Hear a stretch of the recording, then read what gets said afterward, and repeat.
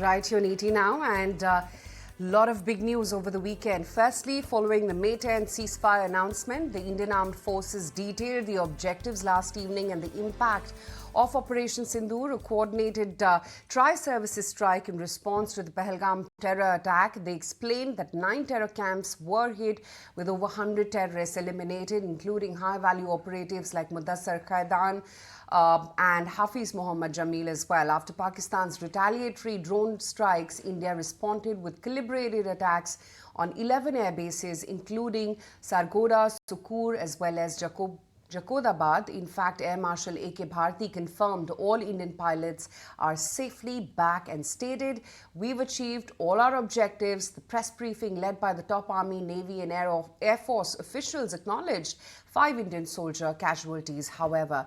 Meanwhile, a Pakistani missile that landed in Rajasthan was safely defused. Government sources said India's decisive strikes forced Pakistan to call for peace. They also clarified no Indian pilot is in Pakistan's custody. So yeah, some bit of relief after a lot of violations on the ceasefire, which one didn't anticipate. At one point in time, there was just so much chaos out there, whether what really is happening across the LOC. But finally, it seems like things have been diffused. So Aisha, it's a ceasefire. And I think we must acknowledge it, and we must say, bravo Indian Army. It's a clear victory for India. It's a clear victory for what the Indian Army in a sense, or Indian Armed Forces have managed to achieve. Their bravado, their whole military action, the fact that Pakistan and the Pakistani army was brought to their knees. This is a huge victory for India and for every Indian. Having said that, let's look at where we stand today, and I will simply move to markets right now because the Defence Force briefing has been done. Everyone's over the weekend is aware about that ceasefire, which it was a dramatic turn of events on Saturday, then what happened on Saturday night versus where we stand on Sunday. Markets are up, and GIFT Nifty is telling you that we are in for a big start.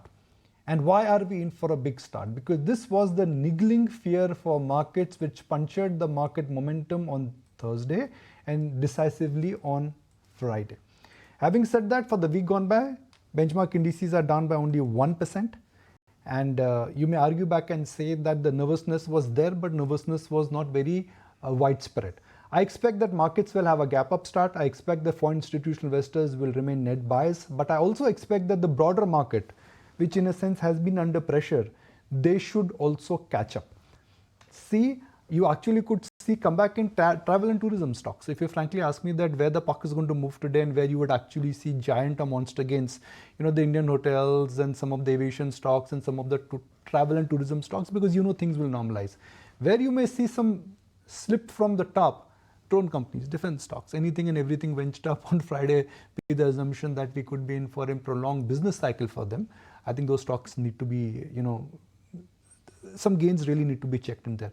But in terms of the broader concern, Aisha, for the market was that we did not participate in the way up when global markets went up because of what was happening on the geopolitical front. Now that fear is out of window, clearly it is something which will have a big implications. But Monday morning, it's not about what's happening on the geopolitical front. It's also about what is happening on the other front, which is the tariff war between China and between US, and looks like there is a deal in place. And here are comments from the US Treasury Secretary Strock Benson in terms of where the negotiations in Switzerland have moved.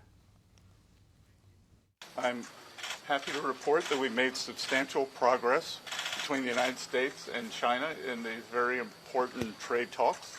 First, I want to thank our Swiss host. The Swiss government has been very kind in providing us this wonderful venue, and I think that led to a great deal of the productivity we've seen.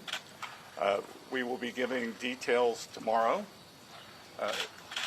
but I can tell you that the talks were productive. Lots to talk, actually. If you like this video, then like, share and subscribe to ET Now.